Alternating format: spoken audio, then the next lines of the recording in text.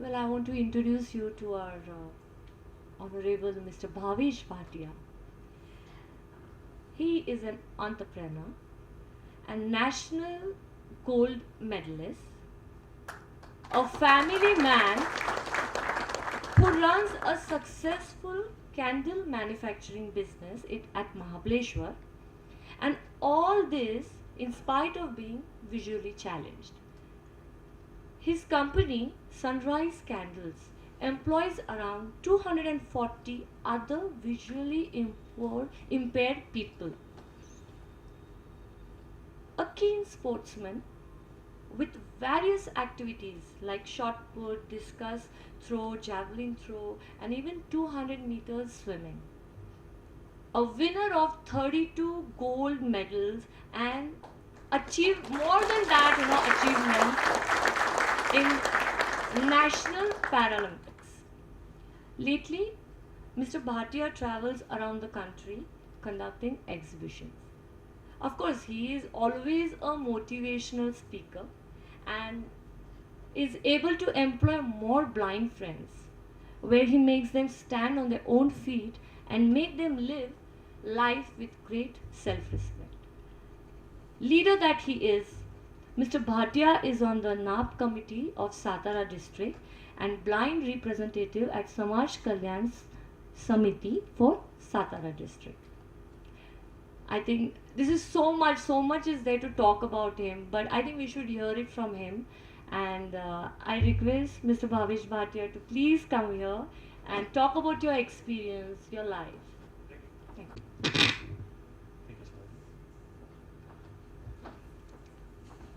आदरणीय मंच, दोस्तों, सबसे पहले तो सुहास जी और उनके पूरे ग्रुप को मैं धन्यवाद करता हूं।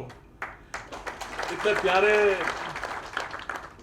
जो कनेक्टिंग एंटरप्रेन्योर जो उन्होंने एक सोच यहाँ पे रखी। आप सब यहाँ जो उपस्थित हैं अलग अलग फील्ड से, अपने आप में आप डायमंड्स हैं, और इन सब डायमंड को जोड़ के इतनी प्यारी माला बनाना, ये शायद आने वाले कई हजारों लाखों एंटरप्रेन्योर के लिए एक नई ऊर्जा, नई एनर्जी का काम करेगी। और यहाँ इस वातावरण में आया तब से सुहास जी जो एक ऊर्जा, एक एनर्जी का जो मैं यहाँ पे अनुभव कर रहा हूं, मैं जो इसको महसूस कर रहा हूं, इसके लिए शुरुआत में इतना जरूर कहना चाहूंगा दोस्तों कि मंजिलों को कभी यह ना बताओ, मंजिलों को कभी यह ना बताओ कि तुम्हारी तकलीफें कहां है, लेकिन तकलीफों को यह जरूर बताओ कि तुम्हारी मंजिलें कहां हैं। हम हर बार निरंतर हमारा मोटिवेशन, हमारी प्रेरणा कहीं और ढूंढने की कोशिश करते हैं। हम ये भी जानते हैं कि ये समग्र संसार, पूरी पृथ्वी, पूरे ब्रह्मांड को उसी एक ईश्वरीय ताकत ने बनाया जिसके हम अंश हैं। हम हर बार बात में ये बिल्कुल कहते हैं कि हम उसी परमात्मा के अंश हैं। अब जब हम उसके अंश हुए तो बट नेचुरल है वो पूरी की पूरी ताकत एक डीएनए के रूप में हमारे अंदर आनी है, लेकिन कहीं यह छुप के रह जाती है। बस उसको थोड़ा मेहनत करके, थोड़ा प्रयत्न करके ढूंढ के बाहर निकालने की जरूरत है। और रही बात दोस्तों, ये जो अंध, अपंग, लाचार, बेचारा, ये शब्द हैं, ये शब्द ही गलत है। आज अगर हम शरीर से अंध अपंग हो गए तो कोई नहीं, 21वीं सदी में बहुत कुछ करने के लिए है। पूरा सीई ग्रुप है हमारे साथ में, लेकिन होता ऐसा है कि तकलीफ और परेशानी वहां से शुरू होती है जब हम उन शरीर की तकलीफों को अपने मन पे ले लेते हैं। क्योंकि शरीर की तकलीफों से तो लड़ा जा सकता है, लेकिन एक बार वो मन पे ले ली तो फिर खत्म, फिर सब कुछ खत्म।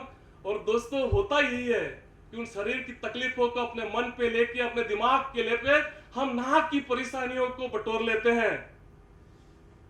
ये जो परेशानियां, तकलीफ, हर्डल्स जब जीवन में आती है दोस्तों, तो मैं समझता हूं, मैं यकीन के साथ कह सकता हूं वंसुड़े साहब कि हमारे जीवन में सिर्फ और सिर्फ दो बातें हो सकती हैं इन तकलीफों से। या तो हम बिखर जाते हैं या फिर निखर जाते हैं। तो निखरने की ओर हम आगे क्यों न बढ़े, अग्रसर क्यों न हो निखरने की ओर। कवि मन क्या खूब कहता है इन तकलीफों और परेशानियों पे कि कौन कहता है संग दिल को अश्क नहीं होते, हमने तो चट्टानों से भी झरनों को निकलते देखा है। और कौन कहता है तकलीफों में खुशियां नहीं मिलती, हमने कांटों पे गुलाबों को महकते देखा है।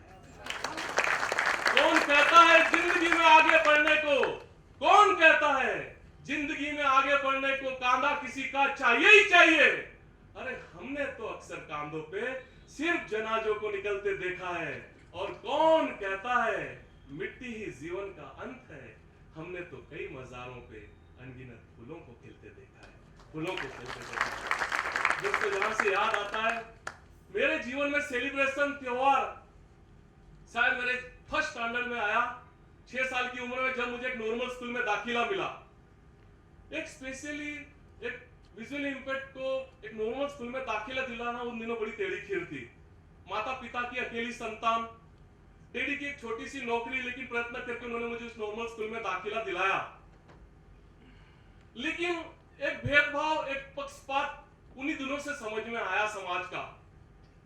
किताबें पढ़ नहीं पाता, ब्लैक बोर्ड पढ़ नहीं पाता, स्कूल में क्लास में एक कोने में बिठा दिया जाता, आप देख नहीं पाते, आप साइड पे बैठो। खेलने की कोशिश होती है ग्राउंड में जाके, मैं भी फुटबॉल खेलूं, मैं भी क्रिकेट खेलूं, अरे आपको दिखता नहीं, आप साइड पे बैठो। मेरे हिस्से उन दिनों सिर्फ मेरे स्कूल में जो मेरे क्लासमेट थे उनकी किताबें स्कूल पे क्या टिफिन बॉक्स संभालने से ज्यादा और कोई काम नहीं आता था। ये जो ऊर्जा, ये एनर्जी बच जाती है घर में निकलती जब अपने आप को अकेला पाता।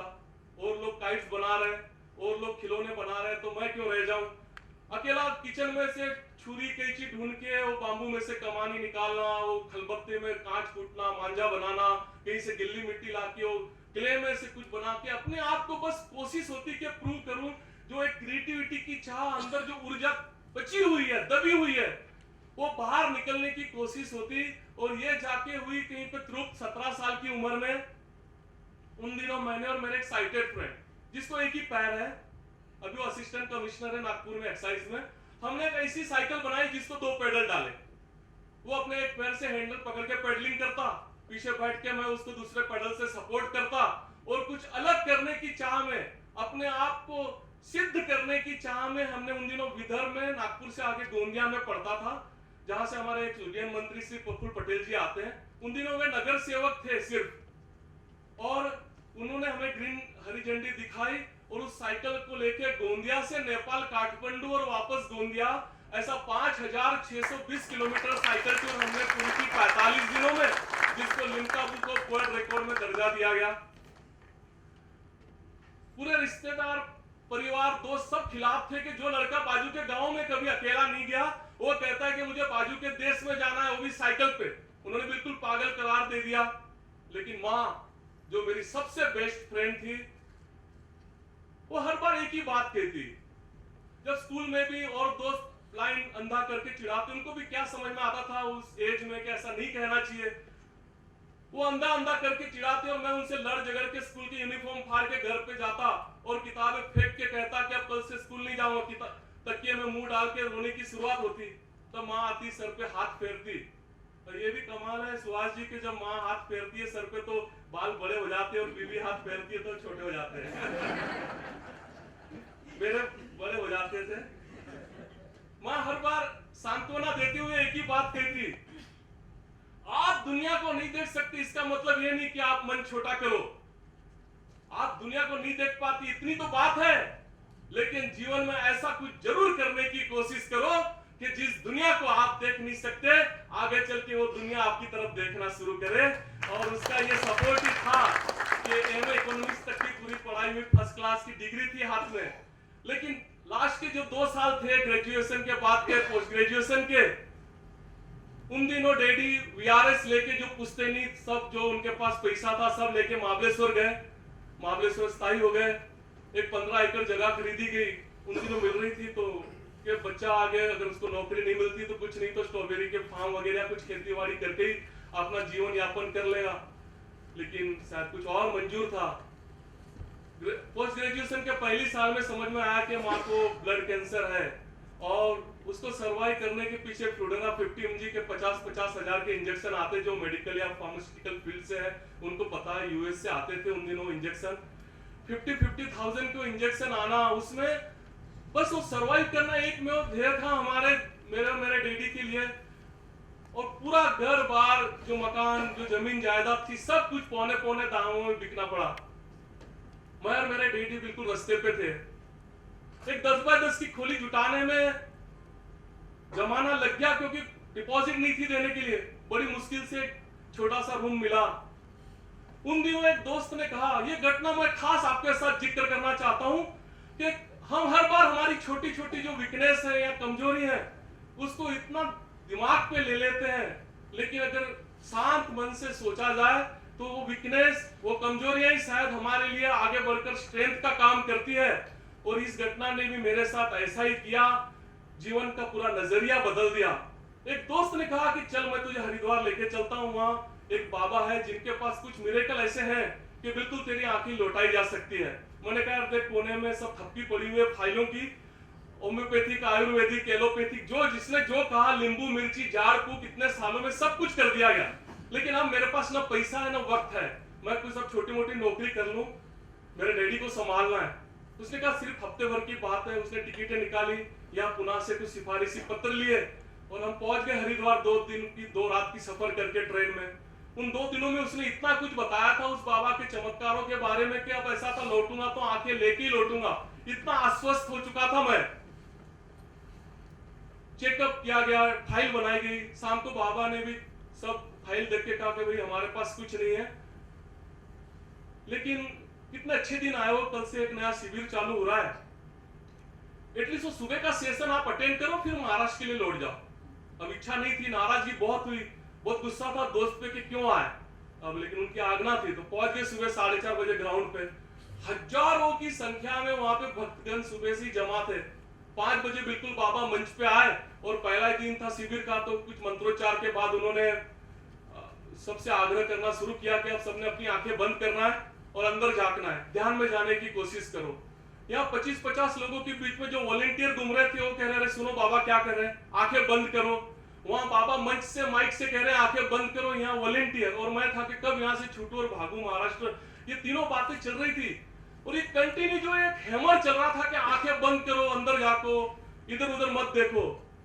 तब दिल की गहराई से आवाज आई, अरे यार भावेश, तुम तो यार बहुत लकी हो, इन हजारों हजारों लोगों को जबरदस्ती अपनी आंखें बंद करनी पड़ रही है और ईश्वर ने क्या खूब बनाया तुम्हें कि एक स्टेप आगे जाके खड़ा कर दिया, तुम उस परेशानी से ही मुक्त हो गए। और तब समझ में आया कि ये शायद कमजोरी नहीं, कुछ अलग करने के लिए ईश्वर ने हमें ऐसा कुछ बनाया है। बाजू में दोस्त बैठा था, उसको हिलाया, मैंने कहा चल यार अपना इलाज हो गया। दोस्तों रिश्तेदारों से जो पहले कर्जा ले चुके थे उनको पैर पड़ के कहा, मैंने पहले लाखों रुपया आपके अटके हुए हैं, 20,000 सिर्फ दे दो, समझो ये भी डूब गए, मैं ट्रेनिंग पे जाना चाहता हूँ। कैसे तो भी करके मिन्नतें करके 20,000 लिए, डैडी के हाथ में दिए और 1 साल की परमिशन लेके बॉम्बे भागा। वहां पे भी वही, हमने अभी तक किसी टोटली ब्लाइंड को कैंडल नहीं सिखाई और मैंने तय कर लिया था कि अब कैरियर बनाना है, क्योंकि गोल, लक्ष्य, विजन बिल्कुल क्लियर था और जिंदगी में होना भी चाहिए हर किसी का कि हमने करना क्या है आगे। और उन दिनों में बिल्कुल ये क्लियर था मेरा विजन के अब काम करना है, आगे कैरियर बनाना है, तो सिर्फ और सिर्फ कैंडल्स में बना है। बहुत कुछ सुन रखा था इस कैंडल इंडस्ट्रीज के बारे में। वहां पहुंचा तो उन्होंने नकार दिया कि हम आपको नहीं सिखा सकते, थोड़ा बहुत भी दिखता तो हम जरूर कोशिश करते, लेकिन टोटली ब्लाइंड के लिए कोई जगह नहीं है। लेकिन हाँ, एक काम हो सकता है, एक नया मसाज का कोर्स हम शुरू कर रहे हैं 1 साल का, बस वहां आप दाखिल हो जाओ। अब इतना सारा सब महाबलेश्वर के लोगों को कह के निकला था तो मैं भी रुक गया 1 साल के लिए। उन्होंने कहा वैसा पूरे महाराष्ट्र में बेस्ट मसाजिस्ट का मैंने खिताब भी पाया, लेकिन जो गोल मेरा विजन था वो क्लियर था बिल्कुल। उस प्रीमाइसेस में जो कैंडल का वर्कशॉप चलता था, बंसु ने सब बिल्कुल वही ध्यान रहता। और आज आप सब तो एक परिवार का हिस्सा हो, इसलिए कहते हुए जरा भी मुझे संकोच नहीं कि जिंदगी में एक में जो मैंने रिश्वत दी वो उस प्रीमाइसेस में दी, पैसे के रूप में नहीं। यहाँ पे मसाज सीखते सीखते ध्यान मेरा पूरा उस कैंडल के वर्कशॉप पे रहता और जो भी मसाज सीखता वो सीख के मैंने, जो मेरे कैंडल के टीचर थे उनको 6-7 बार हेड मसाज दे दी फ्री में और मैंने उनसे एक सादी मोमबत्ती सीख ली। ये सब सर्टिफिकेट लेके महाबलेश्वर पहुंचा। अब काम तो करना था, तो उसी दिन शाम से दोस्त के पास से टेबल मंगाई और मसाज वगैरह शुरू कर दी। 5, 10, 20, 50 रुपए जो भी बच जाते उससे जब 5,000 रुपए मेरे पास जमा हुए तो हमेशा के लिए उस मसाज को मैंने टाटा बाय बाय की, और उसमें से कास्टिंग की डाई, जो प्लेन कैंडल, लाइट जाने के बाद में जो कैंडल हम बनाते हैं, वो कैंडल का साचा लिया और कुछ पैसे बच गए, उसमें से 18-20 किलो कच्चा माल, मिस वैक्स, मोम जो कहते हैं, वो मैंने खरीदा, और वहीं पे उस टेबल पे मसाज की मैंने मेरी छोटी सी सनराइज कैंडल की नींव डाल दी।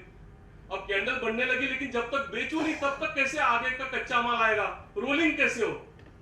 तो एक दोस्त था जो महाबलेश्वर की मार्केट में एक हाथ गाड़ी पे जो 4 चक्के की हैंड कार होती है, उस पे सुबह से शाम तक चाय की दुकान लगाया करता था। उससे 50 रुपए रोज पे एग्रीमेंट हो गया कि उसने घर से उठा के शाम को मुझे उस स्टॉल पे लगाना है और रोज रात को घर पे भी लेके आना है। तो सुबह से शाम तक कैंडल बनाता और उसी को शाम को मैं उस स्टॉल पे बेचने की कोशिश करता, और इस तरह से वापस जिंदगी की शुरुआत हो गई। एमए इकोनॉमिक्स के दोनों साल में मेरा हर लेक्चरर, हर प्रोफेसर मुझे कहते कि आप आगे जाके नक्की बिजनेस करोगे, लेकिन दोस्त एक बात ध्यान रखना, सिर्फ और सिर्फ अपना दिमाग लगाना बिजनेस में। लेकिन दोस्तों आज तक उस बात को मैं समझ नहीं पाया। मैं समझता हूं अगर हम बिजनेस में आगे बढ़ना चाहते हैं, दिमाग ठीक है, लेकिन उसमें पूरा पूरा दिल लगाने की बहुत जरूरत है, क्योंकि दिमाग प्रकृति ने भले सबसे ऊपर दे दिया, सबसे ऊपर की मंजिल पे दे दिया, लेकिन कई बार वो पैर से भी नीचे की बातें सोचने के लिए, उस नीचे की स्तर की बातें सोचने के लिए भी मजबूर हो जाता है। लेकिन मैं दावे के साथ कह सकता हूं कि दिल ईश्वर ने भले लेफ्ट में दिया हो, लेकिन हर बार वो राइट बातें सोचता है। और इसलिए बस मैंने भी उस दिमाग से ज्यादा दिल पे ध्यान देना ज्यादा शुरू किया। जो सामने कस्टमर, छोटा से छोटा कस्टमर आता, उसको दिल से जोड़ने की कोशिश की। मैंने उसको अपना ब्रांड एम्बेसडर समझा, और आज इतने 22 सालों में उस एक कस्टमर, आज पीढ़ियां बदल गई। जो यंगस्टर थे आज कपल बन के आते हैं, कपल थे वो ग्रैंडफादर ग्रैंडमदर बन के आते हैं, लेकिन वो जुड़ाव आज तक है। उन्होंने सैकड़ों हजारों नए कस्टमर हमारे साथ जोड़े, और बस ये जो दिल से जुड़ाव की बात थी वही शायद मुमकिन कर पाई। एक छोटी सी घटना मैं जरूर कहना चाहूंगा कि मैं वहां पे रह के मेरे मार्केटिंग के स्ट्रेटेजी भी तैयार करता, क्योंकि जो चीजें बनती थी उसे बेचना बहुत जरूरी था।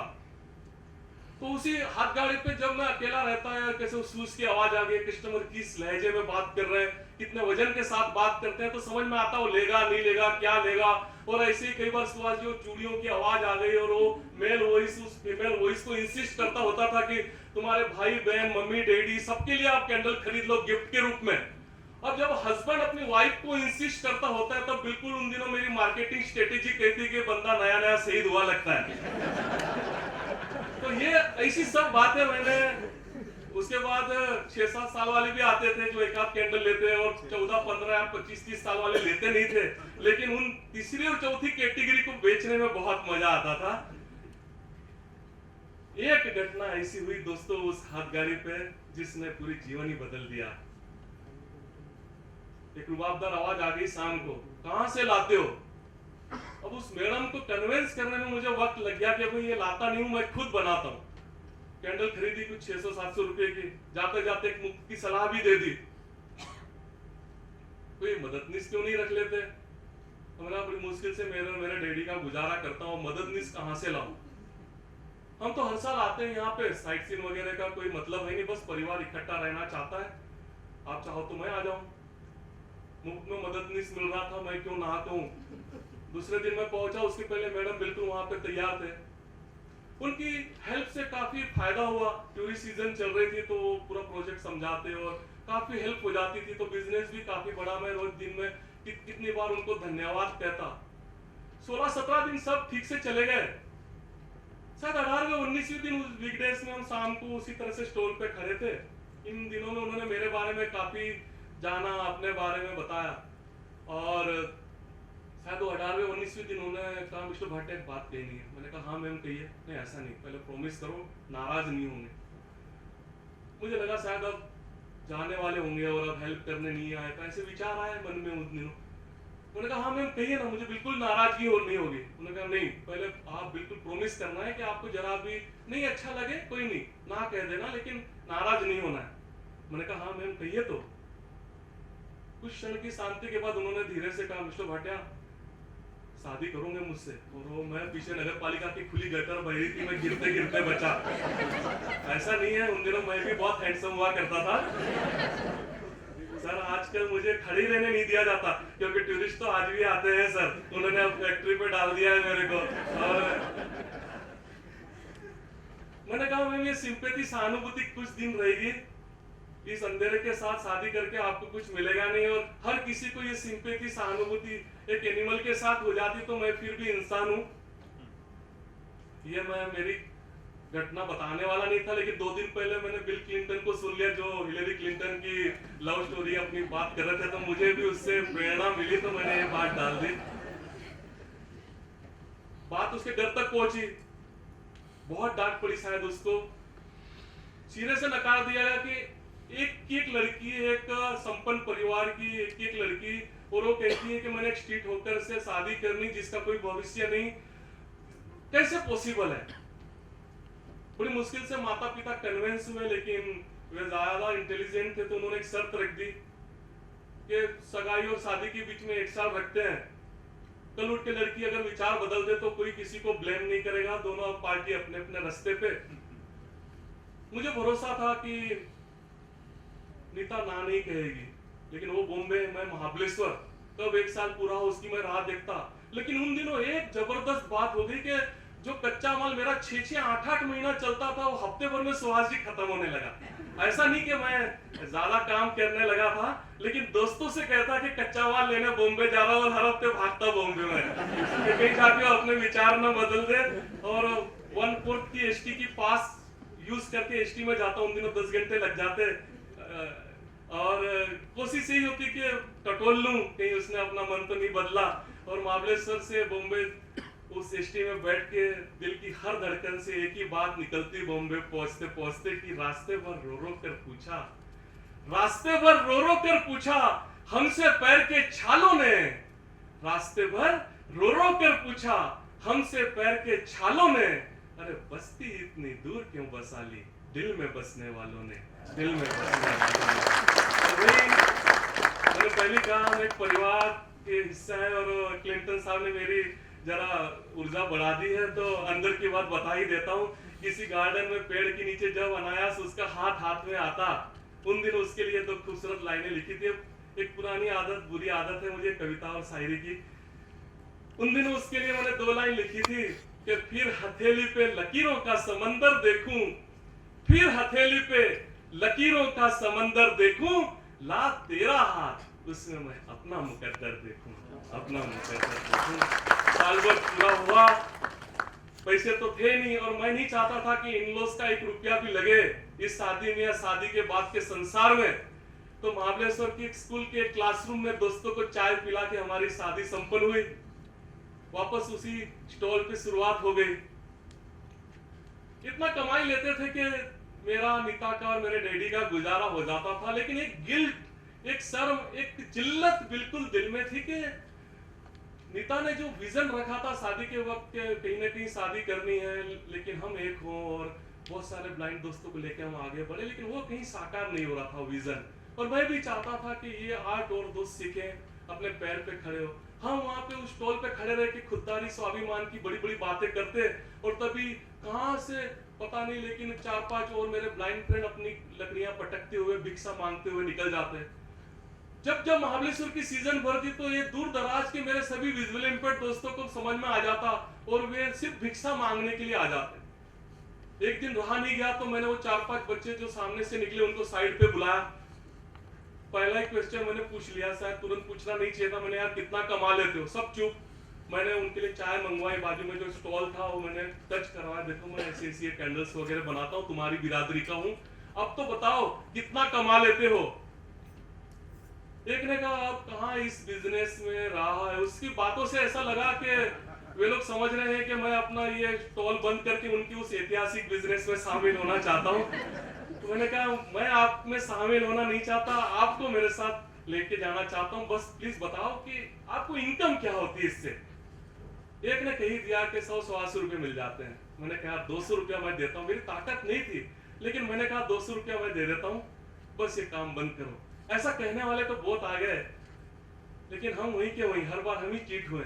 मैंने कहा 200 रुपया रोज का ले लो, खाना रहना फ्री। अब और तब जाके उनके दिल में कहीं पे विश्वास जागा मेरे प्रति। और उस दिन शाम को जब स्टॉल बंद करके हम लोग गए तो हमारे साथ 5 मेरे और ब्लाइंड भाई बहन थे। 2-3 महीने में ही हमने हिम्मत करके वहां से 5 किलोमीटर पे भाड़े पे 6 रूम लिए, जिसमें 2 रूम इन ब्लाइंड दोस्तों के लिए रहने के लिए थे और 4 रूम में हमने नया वर्कशॉप डाला। 5 के 25 हुए, तब समझ में आया कि कहीं गड़बड़ है। क्योंकि होता ऐसा था कि चीजें ज्यादा बन जाती थी, प्रोडक्शन ज्यादा होता था, लेकिन हम उसको बेच नहीं पाते थे। तब बड़े बुजुर्गों की बात भी याद आ गई, और करो समाज सेवा, इतने सारे लोगों का पेट कैसे पालोगे। और जो एक गरीब परिवार से, एक साधारण परिवार से आता है दोस्तों, उसको तो बचपन से ये सुनना पड़ता है कि तुम्हारी चद्दर है उतने पैर पसारना सीखो। शायद आप में से भी किसी ने सुनी हो। मुझे बचपन से बार बार ये लाइन सुनने को मिलती थी अपने बड़े बुजुर्गों से कि तुम्हारी चद्दर है उतने पैर पसारना सीखो। और उन दिनों की परिस्थितियां ऐसी थी कि दिमाग में वही बड़े बुजुर्गों की बात चल रही थी। तब मेरा सबसे बेस्ट फ्रेंड, मेरे दिल के किसी गहराई से अंदर कोने से आवाज आई, अरे ये क्या बात होगी, जितनी चद्दर है उतना पैर पसारना सीखो। अरे एक निर्जीव चद्दर के लिए भावेश तुम अपने सजीव पैर को क्यों तकलीफ दे रहे हो? तुम्हारे पैर जितने लंबे हैं उतनी बड़ी चद्दर बनाने की कोशिश क्यों नहीं करते? और बस उस दिन हमने शाम को मीटिंग ली और तय कर दिया कि आधे लोग सिर्फ और सिर्फ मैन्युफैक्चरिंग का काम देखेंगे और आधे लोग सिर्फ और सिर्फ मार्केटिंग का काम देखें। और उसका नतीजा ये हुआ दोस्तों कि जो एक सादी मोमबत्ती से हमने शुरुआत की थी, सनराइज कैंडल्स आज 10,700 डिजाइन्स प्रोड्यूस करती है। जिस 20 किलो से हमने शुरुआत की थी, 2015-16 में हमें 245 टन मोम कम पड़ गया और 65 देशों में सनराइज कैंडल के प्रोडक्ट जाते हैं।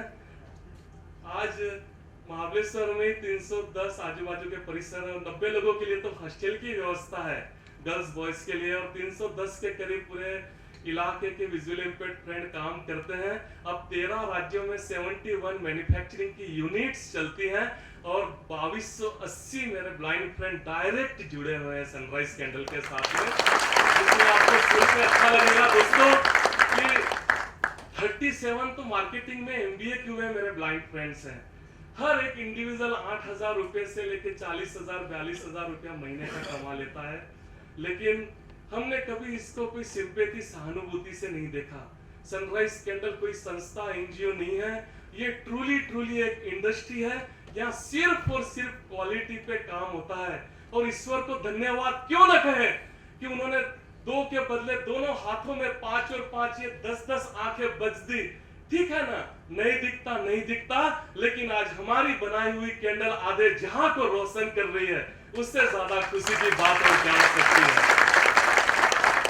बीच में दिल्ली IIT ने हमारे लिए रिसर्च की कि ये इतना बड़ा एक इंडस्ट्री है कि चाइना से 10,000 करोड़ से ज्यादा की कैंडल भारत में इंपोर्ट की जाती है। 1 करोड़ 30 लाख ब्लाइंड रजिस्टर्ड है भारत में, लेकिन अधिकांश लोग बैठे हुए हैं। हमने तय कर लिया कि सनराइज कैंडल को हम उस बुलंदी पे लेके जाएं कि अब तक ठीक है चाइना से आई हुई कैंडल का R&D इंडिया में या हमारे यहाँ पे भी हुआ, लेकिन आने वाले दिनों में सनराइज कैंडल के किसी कैंडल का किसी प्रोडक्ट का R&D चाइना के किसी गांव में हो रहा होगा। उसी बुलंदी के साथ सनराइज कैंडल काम कर रही है। दोस्तों 2008 में श्री मुकेश अंबानी जी के हाथों में एक अवार्ड था बेस्ट ब्लाइंड एंटरप्रेन्योर का। धीरूभाई अंबानी इंटरनेशनल स्कूल में वो अवार्ड दिया गया। अवार्ड के बाद उनके वाइस प्रेसिडेंट सर ने कहा कि ये कवर रखिए। मैंने कहा किस बात का कवर? उन्होंने कहा इसमें 51 लाख का चेक है। अवार्ड कमेटी आके देख के गई कि किस व्यवस्था में आप लोग काम करते हो, तो हमारे MD सर की इच्छा है कि आप बहुत बड़ी फैक्ट्री डालें, इसके लिए पैसा आपको काम आएगा। मैंने कहा सर हमें पैसा नहीं, आप हमें काम दीजिए। थोड़े नाराज भी हुए कि हमारे यहाँ तो लाइन लगती है डोनेशन लेने के लिए और हम देने के लिए आए हैं और आप ना कह रहे हो। उन्होंने अपना कार्ड दिया और कहा कि कभी आ जाना सैंपल्स लेके, देखते हैं। उस दिन शाम को हमारी वापसी की बस की टिकट थी। मैंने और नीता ने नक्की किया कि ये कभी वाला दिन कभी आएगा नहीं। हमने तुरंत व्हीकल हायर किया और पहुंच गए महाबलेश्वर। आधी रात को वहां पे वर्कशॉप पे पहुंचे। लैंडलॉर्ड भी नाराज हुआ, रात को 2-3 बजे भी परेशान करते हैं वगैरह, लेकिन हमने उठा सके उतने सैंपल उठाए और उसी व्हीकल से हम लोग वापस सुबह नरीमन पॉइंट बेकर चेंबर 4 के 12th फ्लोर पे पहुंच गए, जहां नीता अंबानी जी की ऑफिस है। 11 बजे वाइस प्रेसिडेंट सर आए, हमें देख के कहा अरे तुम लोग गए नहीं। हमने शॉर्ट में पूरी स्टोरी बताई। दोस्तों, मैं यकीन के साथ कहता हूं, धीरूभाई अंबानी बीकेसी से महाबलेश्वर और महाबलेश्वर से वापस नरीमन पॉइंट का जो सफर था, उसमें मैं बिल्कुल यकीन के साथ मैं था, बिल्कुल दृढ़ संकल्प था कि ये कभी जो उन्होंने कहा कि देखेंगे मिलेंगे, मतलब ये कभी वापस नहीं आएगा। और अब्दुल कलाम साहब की एक लाइन मेरे दिल दिमाग में बिल्कुल सैकड़ों हजारों बार उस ट्रैवलिंग में घूमी रहेगी। वो हर बार एक बहुत प्यारी बात कहते थे, जिसको मैंने अपना गुरु मंत्र बना लिया है। वो ये लाइन इसी तरह से घूम रही थी दिमाग में। वो हर बार कहते थे कि राह देखने वालों के हाथ में उतना ही आता है जितना कोशिश करने वाले छोड़ दिया करते हैं। और मैं वो राह देखने वालों में अपना नाम डालना नहीं चाहता था, मैं कोशिश करना चाहता था। और वाइस प्रेसिडेंट सर ने वो 10-12 बॉक्स जब सैंपल के देखे तो इतने खुश हुए कि 2008 से टिल टुडे हम रिलायंस इंडस्ट्री की हर दिवाली गिफ्ट बनाने लग गए। गए साल 2015 में 85,000 बॉक्स हमने उनके लिए बनाए। अब 990 रुपए का एक बॉक्स, ऐसे 85,000 बॉक्स। अब मुझे तो टोटल भी नहीं आता, लेकिन वो 51 लाख का चेक हमने ले लिया रहता तो शायद हम डोनेशन जमा करने वाली एक मशीन बन के रह जाते। लेकिन दोस्तों, मैं समझता हूं कि काम कोई भी छोटा बड़ा नहीं होता, बस उसको पूरी लगन पूरी ईमानदारी से हमने करना चाहिए। और होता ऐसा है ना कि कई बार डिग्रियां वगैरह हाथ में आने के बाद में फिर ऐसा हाथ गाड़ी ढकेलने का काम वगैरह कई बार ऐसा लगता है कि हम नहीं कर सकते। लेकिन काम, मैं समझता हूं बस काम सर्वोपरि है। कोई भी काम हो, बस उसको हम बिल्कुल आसमान की बुलंदियों पर लेके जा सकते हैं। और कई बार मार्केटिंग के स्टूडेंट्स वगैरह के साथ करीब 35 से 40 मैनेजमेंट कॉलेज हमें अब केस स्टडी के रूप में लेती हैं, अपने प्रोजेक्ट में लेती हैं। तो कई बार वे आते हैं, हमें उनके यहाँ कॉलेज में जाना होता है, तो उन स्टूडेंट के साथ में कई बार मार्केटिंग के काफी प्रोजेक्ट या काफी घटनाओं पे बात होती है। तो मैं वक्त ज्यादा न लेती है, छोटी सी घटना आपके साथ जरूर शेयर करना चाहूंगा, क्योंकि आप लोग भी काफी मार्केटिंग के इससे जुड़े हुए होंगे। और मैं तो बिल्कुल यकीन के साथ कहता हूं कि अगर हम बेच नहीं सकते तो हमें बनाने का भी कोई अधिकार नहीं है। और ऐसे ही हर इंडस्ट्री की एक वेस्टेज होती है। अब केमिकल इंडस्ट्री है तो आज भी नदी नालों में मंसूरे साहब सब वेस्टेज बहा दिया जाता है। तो हमारी इंडस्ट्री की वेस्टेज मतलब जो चूरा जमा होता है, बस वो चूरा हमारे लिए वेस्टेज के कार्बिन एम्बोस करके क्विंटल्स में वो चूरा जमा हो जाता था। तो शुरुआत में, अब कैंडल इंडस्ट्री ऐसी कि उसमें कोई भी चीज रहती नहीं, हर रिसाइकलिंग में चले जाती है। हमने भी वो चूरा जो अलग अलग कलर का था, इतना बारीक था कि वॉलंटियर उसको अलग नहीं कर पाते थे, लेकिन हमने उसको गर्म करके रिसाइकलिंग में डालने की कोशिश की। लेकिन पहले इतने कलर थे कि कुछ जमा नहीं, लाल पीला हरा नीला हर कलर डाला गया, लेकिन बस रिजल्ट वही एक धब्बा खराब सा कलर आता था। तो काफी सोच विचार के बाद में हमने क्या कि बस अब तो या तो ये चूरा भूल जाया जाए, एक लॉस समझ के भूल जाए, या फिर कुछ और अलग करें। और उसमें अलग करने के हमने उसमें काला कलर डाला। जब कैंडल्स बनकर तैयार हुई तो एकदम ग्रेनाइट ब्लैक, हमारे हर वॉलेंटियर खुश हो गए कि ये प्रोडक्ट चलेंगे ही चलेंगे। तो हमने पूरी प्रोडक्शन लाइन रुकवा के महीनों सालों से जो चूरा गोडाउनों की शोभा बढ़ाए हुए था, हमने सबको मैन्युफैक्चरिंग में लगाया। और 15-20 दिन में तो ऐसे थप्पी लग गई काली कैंडल्स की। फिनिशिंग पैकिंग डिपार्टमेंट ने मस्त खूबसूरत उसको फिनिशिंग पैकिंग बॉक्स वगैरह बनाए। कैंडल्स जब तैयार हो गई तो हमने हमारे हर शोरूम में हर स्टॉल पे डिस्ट्रीब्यूट कर दी। 15-20 दिन के बाद में जब सुभाष जी रिसर्च की गई तब समझ में आया कि एक भी काली कैंडल नहीं बिकी। अब इतनी खूबसूरत कैंडल को छोड़ के काली कैंडल कौन खरीदे? अब करे तो करे क्या? पहले चूरा था वहां तक ठीक था, उसके ऊपर तो और कितनी खर्चे और लग गए। और बस हम लोग बैठे किसी पेड़ के नीचे और काफी सोच विचार करने के बाद में एक ऐसा समीकरण हाथ में आया और हम भागे गाड़ी लेके और जो नियरेस्ट शोरूम थे वहां पहुंचे। अब बेचने वाले भी हमारे ब्लाइंड फ्रेंड्स थे, उनको साइड पे लिया, धीरे से हमने उनको समझाने की कोशिश की। अब कस्टमर को पहले काली कैंडल हाथ में देना और धीरे से उनको इतना विनम्रता पूर्वक कह देना कि तुम्हारे घर के, दुकान की, फैक्ट्री की, ऑफिस की अगर नेगेटिव एनर्जी भगानी है तो एक काली कैंडल और जलानी है। बस इतना कहना था नहीं कि होड़ मच गई। हर कोई चाहता था कि काली कैंडल खरीदे। अच्छा, ये खरीदने वाले भी कोई आम इंसान, किसान या मजदूर नहीं थे। जितने हाई प्रोफाइल थे वो इस काली कैंडल के नेगेटिव पॉजिटिव के चक्कर में थे। एक बार तो इंटरनेट से ढूंढ के एक सज्जन का फोन आ गया मुंबई नॉर्थ से, वसई से। वो गए विधानसभा इलेक्शन में खड़े थे। उन्होंने 6 फुट बाय 1 फुट की सफेद कैंडल का ऑर्डर दे दिया। अब हम भी मार्केटिंग तो करना है, तो हम भी ग्राम पंचायत की इलेक्शन हो या लोकसभा के, हम पहले ढूंढते थे कि चुनाव चिन्ह कैंडल किसका आता है, हम पहुंच जाते थे वहां पे और उनको बिल्कुल कन्विंस कर लेते थे एक बड़े ऑर्डर के लिए। उसका कारण भी होता था कि उन दिनों उनके खींचे में लिक्विडिटी बहुत होती थी, तो तुरंत वे भी कन्विंस हो जाते थे। और ऐसा ही हुआ, उन्होंने तुरंत झट से 6 foot by 1 foot diameter means करीब 15,500 की एक कैंडल बनती थी, उन्होंने 300 कैंडल का ऑर्डर दे दिया। अब होने वाले जो एमएलए शायद थे वो इतनी बड़ी ऑर्डर दे रहे हैं, और फिर उन्होंने और हमें जाल पे चढ़ाए के हमारे लिए चाय भी मंगवाई। तो हम भी बह गए, हवा में उड़ने लगे, और हमने बातों बातों में काली कैंडल का जिक्र कर दिया। तो उन्होंने, सज्जन ने तुरंत अपने पीए को बुला के ऑर्डर आधा कर दो। हम भी अंदर अंदर अपने आप को कोस रहे थे कि क्यों हमने वो काली कैंडल के बारे में बताया, लेकिन तुरंत हमारा डर निकल गया। उस सज्जन ने पीए से कहा कि ऐसा करते हैं, देखो 150 कैंडल सफेद वाली हम हमारे लिए बनवा लेते हैं और 150 कैंडल हम अपने अपोजिशन विपक्ष वालों के लिए बनाते हैं। और नतीजा इलेक्शन का ऐसा है कि सज्जन इलेक्शन जीत गए और आज एक सिटिंग एमएलए के 4 हाथ हमारे ऊपर है। उससे ज्यादा खुशी की बात और क्या हो सकती है दोस्तों। कई रेकी और मेडिटेशन और ऐसे अलग अलग ग्रुप्स के काम आ जाते हैं। कभी कोई कहता है कि 1 लाख हमें एंजल बना दो क्योंकि हमने एक एंजल थेरेपी दिया है। ऐसे रोज के कुछ नए थेरेपीज और नए काम, और बस ये काम लगे रहता है। 2012 में एक प्यारी बात हो गई कि सत्यमेव जयते की शूटिंग कारखाने पे आमिर खान जी खुद आए। पहला क्वेश्चन इंटरव्यू के वक्त उन्होंने कहा ये YouTube पे वीडियो अवेलेबल है। उन्होंने कहा कि भाई फिल्म देखते हो? मैंने कहा हाँ सर बिल्कुल, मैं बिल्कुल नहीं कहता, सुनता हूँ, जैसे और कहते हैं देखता हूँ, मैं भी देखता हूँ। अच्छा मेरी कौन सी फिल्म अच्छी लगी? मैंने कहा सर आपकी मन पिक्चर मुझे बहुत अच्छी लगी। क्या प्यारा क्लाइमैक्स था कि एक्ट्रेस के पैर गए एंड में और आपने उसको गोद में उठाया, बहुत अच्छा लगा मुझे वो क्लाइमैक्स। वो भी खुश हो गए प्रशंसा सुन के। उन्होंने कहा हम भी चाहते थे कि इस क्लाइमैक्स के जरिए एक मैसेज जाए समाज को कि सोसाइटी ने हर डिफरेंटली एबल को गोद में उठाना है।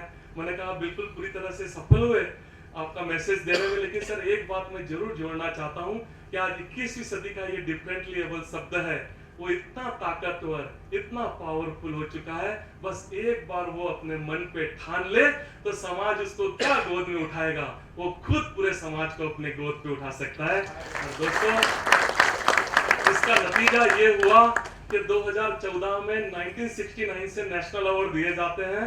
भारत में एकमेव कैंडल इंडस्ट्री का नेशनल अवार्ड हमें विज्ञान भवन में राष्ट्रपति जी के हाथों दिया गया 2014 में। लेकिन दोस्तों इस छोटी सी हाथ गाड़ी से यहाँ तक का जो सफर है उसमें सिर्फ और सिर्फ एक ही शब्द काम आया और वो था हार्डवर्क। और इस पे इतना जरूर कहना चाहूंगा कि समा भी हवा में रोशन हो सकती है, समा भी हवा में रोशन हो सकती है, कश्ती तूफानों से निकल साहिल से जुड़ सकती है। समा भी हवा में रोशन हो सकती है, कश्ती तूफानों से निकल साहिल से जुड़ सकती है। आज जो छोटी टहनी है कल लंबी पतवार बन सकती है। आग की छोटी चिंगारी कल आग की ऊंची दीवार बन सकती है। मिट्टी जो रौंदी गई पैरों तले वह कल ऊंची मीनार बन सकती है। बस तू एक बार मेहनत कर ले मेरे दोस्त, तेरी भी किस्मत बदल सकती है।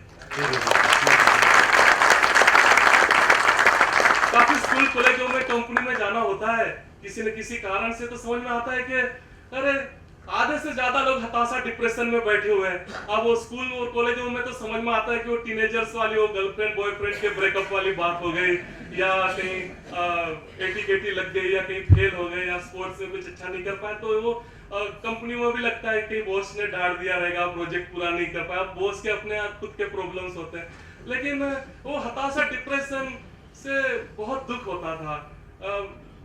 बीच में मैंने और मेरी धर्मपत्नी ने एक फिल्म भी देखी थी 3 इडियट। क्या प्यारी फिल्म थी, मुझे बहुत अच्छी लगी। लेकिन एक बात उसमें समझ में नहीं आई कि उसमें वो कॉलेज का स्टूडेंट जिसको एक प्रोजेक्ट दिया गया था हेलीकॉप्टर बनाना उड़ाना, वो बना तो चुका था हेलीकॉप्टर लेकिन उसको उड़ा नहीं पाया और इसी हताशा इसी डिप्रेशन में वो खुद उड़ गया। तो ये बात नहीं होती। हमारे पेरेंट्स या कहां कहां से लोग आशा भरी एक तमन्ना के साथ हमें कॉलेजों में स्कूल में भेजते हैं कि हम कुछ आगे बढ़े, लेकिन कई बार हम उन असफलताओं से हार कर ऐसे गलत कदम ले लेते हैं। मैं तो समझता हूं कि असफलता की बुनियाद पे ही सफलता की मंजिलें खड़ी की जा सकती है। तो उन दोस्तों को मैं कहना चाहता हूं कि जब तक दिल में धड़कन है हम कोशिश करते रहें, बार बार कोशिश करते रहें, निरंतर कोशिश करते रहें। और उनके लिए इतना जरूर कहना चाहूंगा कि होके मायूस न कभी ढल जाना, होके मायूस न कभी ढल जाना शाम के अंधेरे की तरह, होके मायूस न कभी ढल जाना शाम के अंधेरे की तरह। जीवन एक सुबह है, रोज उगते रहो भोर के सूरज की तरह। जो बीत गया, बस उसको डस्टर से साफ करें और स्वर्ण अक्षरों से वापस अपना जीवन लिखने की शुरुआत करें। महात्मा गांधी जी के 3 बंदरों की बात किससे छुपी नहीं है, वो कितनी प्यारी स्टोरी। बचपन से हम जानते हैं कि बुरा मत देखो, बुरा मत बोलो, बुरा मत सुनो, लेकिन मैं समझता हूं आज उसमें एक और बंदर को उस परिवार में शामिल करने की जरूरत है, और वो है बुरा मत सोचो। क्योंकि जैसा हम सोचते हैं, बार बार जो हम एक ही एक बात दिमाग में सोचते हैं, बिल्कुल हम वैसा बन जाते हैं। काफी दोस्तों से हाथ मिलाता हूं तो समझ में आता है कि उनकी हर उंगली में अंगूठी। मैंने कहा ये क्या बात हो गई? तो कहते हैं हमने भी बहुत पापड़ बेल लिए, बहुत मेहनत कर ली, बस आप सब इन ग्रहों के ऊपर में हमने छोड़ दिया कि भाई नैया पार लगा है। मैं किसी की भावनाओं को ठेस पहुंचाना नहीं चाहता। आपकी भी उंगलियों में है अंगूठियां, तो छुपाने की जरूरत नहीं है। लेकिन मैं उन दोस्तों को इतना जरूर कहना चाहता हूं कि उन अंगूठियों, उन ग्रहों के चक्कर में न पड़ के, उनके ऊपर विश्वास न करते हुए अपने आप पे हम विश्वास करना शुरू करें। और उन दोस्तों को इतना जरूर कह सकता हूं कि शब्दों के शमशेर चलाता हूं मैं, शब्दों के शमशेर चलाता हूं मैं, पानी से तस्वीर बनाता हूं मैं, शब्दों के शमशेर चलाता हूं मैं, पानी से तस्वीर बनाता हूं मैं। कायर है वो जो किस्मत की बात करते हैं, अरे किस्मत की तो खुद तस्वीर बनाता हूं मैं, तस्वीर बनाता हूं मैं। अगर सवाल की इजाजत दे तो 2 मिनट और लेना चाहूंगा अंतिम कि 1988 की साइकिल टूर के बाद करीब स्पोर्ट्स जीवन से निकल चुका था, लेकिन थोड़ा पगभर हुए तो 98 से मैंने वापस खेलना शुरू किया। जिस एज में स्पोर्ट्समैन ग्राउंड छोड़ देते हैं, 27-28 की उम्र में मैंने वापस खेलना शुरू किया। डिस्ट्रिक्ट स्टेट करते करते 2004 में पहली बार नेशनल खेला, और 2006 से टिल टुडे शॉटपुट का नेशनल रिकॉर्ड लेके हूं। हर बार अपनी रिकॉर्ड को कोशिश करता हूं कि और अच्छा बनाऊं। अब तक 114 पैरा ओलंपिक के मेडल्स पूरे हुए हैं। सब तो ला नहीं सकता था, थैंक यू सनी जी, लेकिन कुछ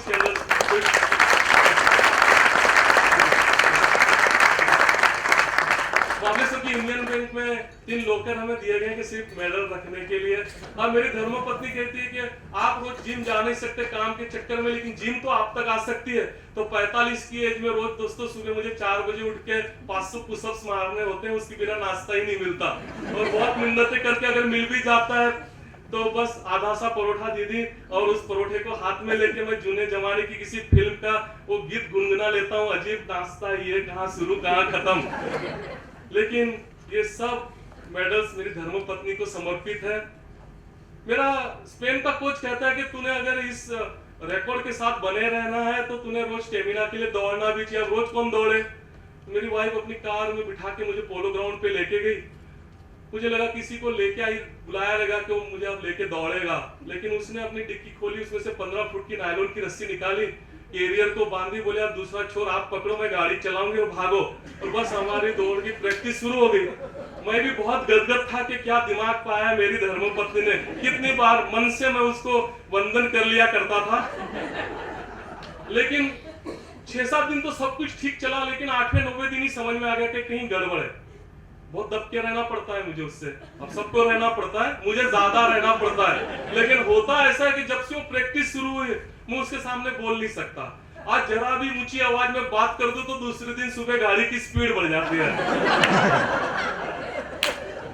लेकिन दोस्तों आज 3 इंटरनेशनल, इस नेशनल अवार्ड के साथ में 6 national awards, 14 states awards, 114 Paralympic के मेडल्स, कितने ट्रॉफी अवार्ड्स। क्या इसीलिए हम पैदा हुए थे? ये जीवन का एम नहीं है।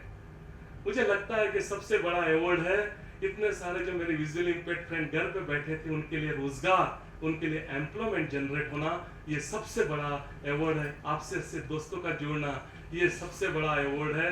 और हम सुबह जब इकट्ठा होते हैं वहाँ पे जो हॉस्टल में मेरे ब्लाइंड फ्रेंड हैं, सुबह एक व्यवस्था है कि इकट्ठा होकर एटलीस्ट थोड़ी सी प्रे करें, हम ईश्वर को हम याद कर लें। तो दुआ में हम इतना ही मांगते हैं कि हे प्रभु, इन छोटी छोटी सफलताओं से ऐसा न हो कि हम हवा में उड़ने लग जाएं, हमारे पैर जमीन से जुड़े रहें। कई बार होता ही ऐसा है कि थोड़ी सफलता हाथ में लगी नहीं, थोड़ा बिजनेस में हम ऊपर बढ़े नहीं कि बिल्कुल हम हवा में उड़ना शुरू कर देते हैं। और इसी मानसिकता पे इतना कहना चाहता हूँ कि पहाड़ों मत करो गुरूर अपने पे इतना, पहाड़ों मत करो गुरूर अपने पे इतना, हमने आसमान से भी परे मंजिलों को तलाशना सीख लिया है। बहारों मत करो गुरूर अपने पे इतना, हमने तकलीफों में खुशियां मनाना सीख लिया है। घटाओ मत करो गुरूर अपने, घटाओ मतलब जो पानी लेके बादल चलते हैं, कि घटाओ मत करो गुरूर अपने पे इतना, हमने भी आंखों के पानी को सीने में छुपाना सीख लिया है। फिजाओ मत करो गुरूर अपने पे इतना, हमने फूलों को चमन में नहीं अपने दिलों में उगाना सीख लिया है। और हवाओं मत करो गुरूर अपने पे इतना, हमने पंखों से नहीं अपितु हौसलों से उड़ना सीख लिया है, हौसलों से उड़ना सीख लिया है। हर एक धर्म में हम एक के बाद निर्वाण मोक्ष अप्रमाद की बात करना शुरू कर देते हैं, लेकिन मैं समझता हूं कि जीते जी इस दुनिया को हम अलविदा कहें, इस सुंदर धरती को टाटा बाय बाय कहें, उसके पहले 25-50 हजार ही सही हम हमारे इन स्पेशल दोस्तों को काम दे पाए, उनको उनके पैर पे खड़ा रख पाए, तो हम समझेंगे हमें जीते जी मोक्ष मिल गया। बस किसी मंदिर मस्जिद में जाने की जरूरत नहीं, इन जीते जाते ईश्वरों को छोड़ के हम किस मंदिर का जाके दरवाजा खटखटाएं।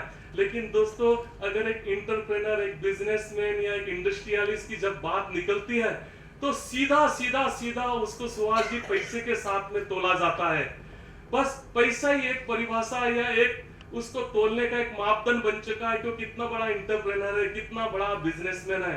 मैं बिल्कुल समझता हूँ, मैं भी समझता हूँ कि पैसा जीवन में चाहिए, बिल्कुल चाहिए, बहुत जरूरी है, लेकिन उतना ही जरूरी है कि जब लगे तो उसको ढूंढने की जरूरत न पड़ जाए, लेकिन इतने भी न हो जाए कि फिर उसको छुपाने की जरूरत पड़ जाए। और आजकल होता ही ऐसा है कि बिजनेसमैन, सच्चा बिजनेसमैन, सच्चा इंटरप्रेन्योर उसको ही कहा जाता है कि वो दोनों हाथों से पैसा जमा करे और उसको अच्छे से अच्छी तरह से छुपाए। लेकिन मुझे समझ में आता है कि छुपाने से ज्यादा बांटने की जरूरत है, ज्यादा से ज्यादा उसको उपयोग हो सके, ज्यादा से ज्यादा लोगों को रोजगार मिल सके, वो सबसे जरूरी है।